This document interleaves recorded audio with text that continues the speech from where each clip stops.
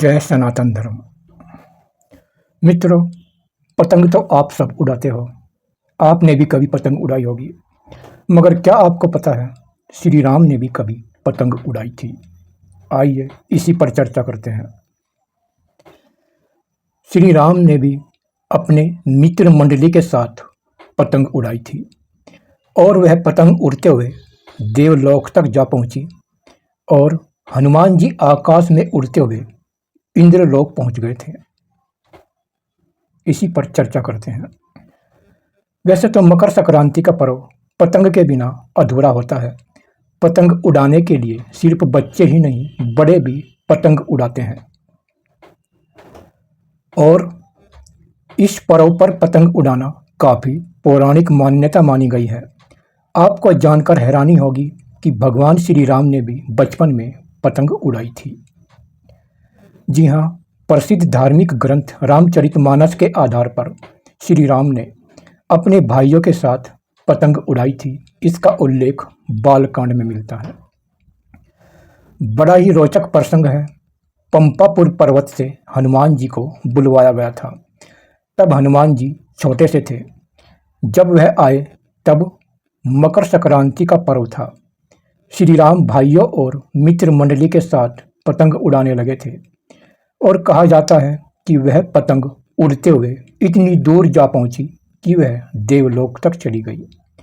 उसी पतंग को देखकर इंद्र के पुत्र जयंत की पत्नी बहुत आकर्षित हो गई कि यह तो बहुत सुंदर पतंग है और हमने आज तक ऐसी पतंग नहीं देखी। वह उस पतंग को उड़ाने वाले के प्रति सोचने लगी। इस भाव के मन में आते ही उसने पतंग को पकड़ लिया और सोचने लगी कि पतंग उड़ाने वाला अपनी पतंग लेने के लिए जरूर आएगा। वह प्रतीक्षा करने लगी। उधर पतंग पकड़ लिए जाने के कारण पतंग नहीं दिखाई दी कि पतंग कहाँ पर चली गई। तब बालक श्री राम ने बाल हनुमान को पतंग का पता लगाने के लिए रवाना किया कि जाओ देख कर आओ कि उस पतंग को किसने पकड़ लिया। हनुमान जी आकाश में उड़ते हुए इंद्रलोक पहुंच गए। वहां जाकर उन्होंने देखा कि एक स्त्री उस पतंग को अपने हाथ में लिए हुए है। उन्होंने उस पतंग की उससे मांग की कि यह पतंग हमें दे दो। उस स्त्री ने पूछा कि यह पतंग किसकी है, तो हनुमान जी ने श्री राम का नाम बताया। इस पर उसने उनके दर्शन की अभिलाषा प्रकट की कि मैं भी उन्हें देखना चाहती हूँ। हनुमान जी यह सुनकर वापस लौट आए और सारा किस्सा श्री राम को बता दिया।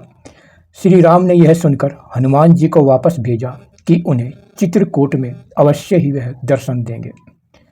हनुमान जी ने यह उत्तर जयंत की पत्नी को कहकर सुना दिया, जिसे सुनकर जयंत की पत्नी ने पतंग छोड़ दी और इस तरह हनुमान जी पतंग लेकर वापस आ गए थे। तो मित्रों, हनुमान जी को कई चक्कर लगाने पड़े देवलोक के, इधर से उधर और उधर से उधर। आप तो जानते हैं कि उनकी उड़ने की जो उनकी गति थी वो बहुत ही ज़्यादा थी। वे कुछ ही देर में वापस लौट आते थे। और अगर आप जानते हैं कि श्री राम ने भी पतंग उड़ाई थी तो कमेंट में ज़रूर लिखना कि आपने ये कहानी पहले भी सुनी है। और यह रामचरितमानस के बाल कांड में है। अगर आपको यह अच्छा लगा तो कमेंट में जय श्री राम ज़रूर लिखना।